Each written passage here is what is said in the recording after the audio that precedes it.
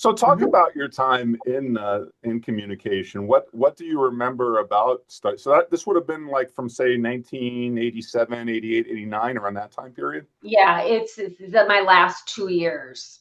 Um, probably the pivoting point for me was debate. So Dr. K. Neal was the Yes. debate instructor, or I don't know, Yes. advisor, or whatever you called them Yeah. back then. And she said, "Oh, come do this." And I was like, "Oh, no, no, no, no, I can't." She's like, "You can, you will." And she made me do the first one where I learned you can take a topic and you can debate both sides of it, which was pretty compelling to a 20-year-old, because we all Yeah. think, there's just one way and it's my way.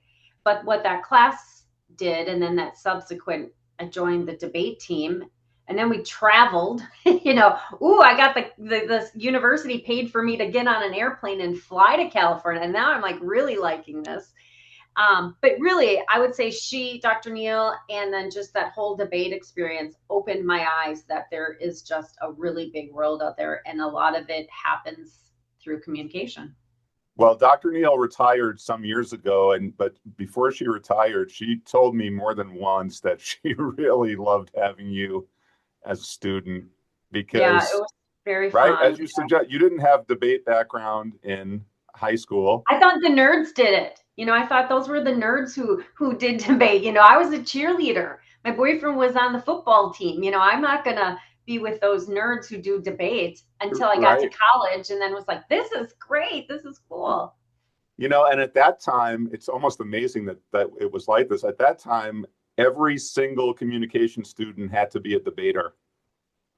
And I Hmm. don't know how Dr. Neal did it. I mean, she was working with dozens of students every year. We Hmm. ultimately tragically lost funding for the program. And today we don't have a debate program, which I think is Hmm. tragic. But for you, it had an extremely positive impact, it sounds. And it was interesting too. My partner, I remember him at the time. His name is Mark Schubert, and he's an attorney in Neenah.